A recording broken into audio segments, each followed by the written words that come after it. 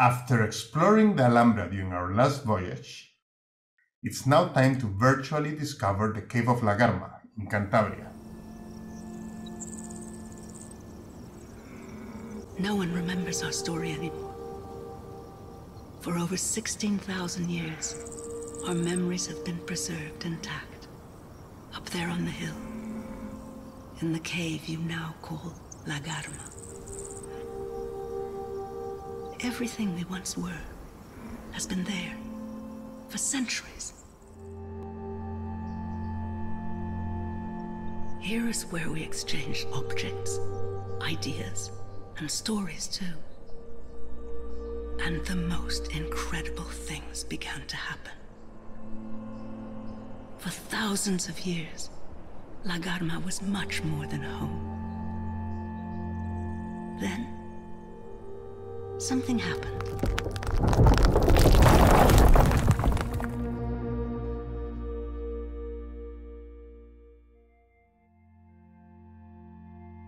We are inside of the cave of La Garma with Roberto Ontañón, the director of the Caves of Cantabria, Stuart Weitzman, and Barbara Crick, the founders of this initiative to recreate the cave virtually so people will be able to visit it. This cave is closed to the public and will never be opened. Hi, Stuart. Hello, everybody. Stuart, tell us how did everything happen and how you had this idea? Well, for almost half a century, I've spent my life in Spain making footwear together with Barbara Krieger. And I don't know about her ambitions, but I always wanted to give something back to Spain. And I thought that if it were to happen in the little village I was in, very few people would get to see it. And by chance, I ran into you and Roberto Ontañón and was invited to visit this recently opened cave. After one trip through it, I realized that no one is ever going to see these treasures that are inside. Our history is all over the floor, not just on the walls, and to allow the public in would be to destroy thousands of years of that history. The only solution, thanks to the technology of today, was to make this virtual video. What are we seeing? Well, now we are in the first space of the cave.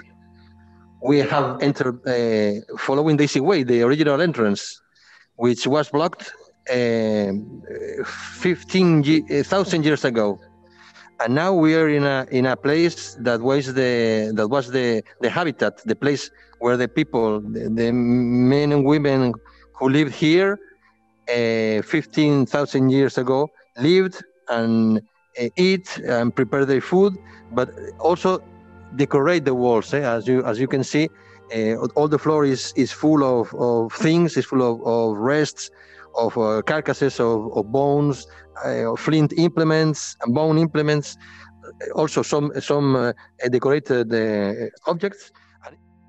And we are here in another spectacular place in the cave. We are still in the place of the habitat of the Magdalenian people, and there's a reconstruction of a hut. They made fireplaces like these two that that they are in display now, and a structure made of wood and skins or furs of animals. And the floor is full of rest, as I've told you. For example, this phalanx of an auroch, which has been decorated with a figure engraved of an animal of the same species, an auroch, in a very, very realistic style. Why is it important to preserve these sites for community with capital letters, for as a World Heritage Site? Well, there aren't too many of these around the planet, and people just we're all fascinated with where we came from. we really don't know how it evolved. I believe when I was visiting this cave, we were told that there was a whole area of burial for Neanderthals at the entrance of the cave. So the history of this cave goes back way past 15 and 30,000 years. Mm-hmm. And well, so we're going to know about it. We can watch these fabulous movies that Hollywood creates, and they're our imagination, but here is reality. And in this part of Spain, you have a dozen or more of these caves. I've visited a few, and they're just spectacular. In particular, this one, because having been sealed for so many thousands of years with a landslide or an earthquake or whatever closed the entrance, it preserved history. And of course, all the other caves remained open. So as people found them 1,000, 2,000, 3,000 years ago, they destroyed a lot of the history. This cave preserved it. And I think it's our spirit that we want to know as much as we can about how we evolved to who we are today. This is a little bit of help in that regard.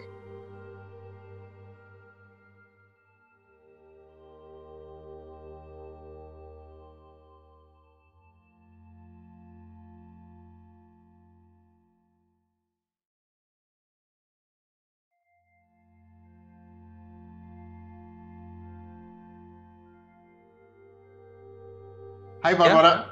Hello. Hola. Isn't it much easier to go into the cave this way? Oh my golly. Rather than taking a step that you're afraid you're going to crush history every step you take. Yes, this is much safer, faster, easier, cleaner, clearer. It's exciting too. I love looking at it. Wasn't it the 7 hours spent in a cave that passed as if nothing? 7 hours? Wasn't it 27 hours? Every second was thrilling. We come down to another space, which is really special, with these three paintings that we were amazed, no, Stuart and Barbara, with this story. Roberto, tell us about it. Well, this is the first paintings that we discovered when we came here for the first time in 1995. It was the 2 of November in the afternoon. It was the first time that we descend by this enormous hole, and we descend from the intermediate gallery to discover this gallery, which is called the lower gallery. And that was the first paintings that we saw, and we were amazed by this discovery, which is wonderful. And at the first time we see, as you can see, the paintings that are more easy to see, that they are three figures of animals, of ungulates. On the left there's an auroch. It's a prehistoric bull. It's just the head and the neck, and the chest is looking right. And this figure is constructed around a hole in the wall, which is the eye of the animal. And around this small crack, they construct the figure. Roberto. Oh, there's my lion.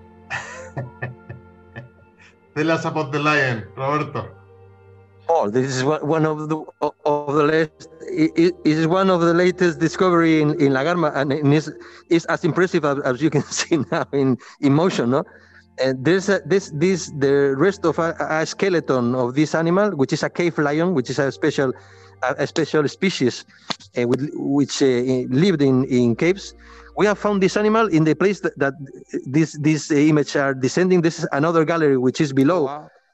And this new gallery has received the name of Weissman Kreger Gallery in honor of our donors, Stuart Weissman and Barbara Kreger. That's a good thing. Yeah, we got okay. We have another place to live, Barbara, if we have to. Yeah.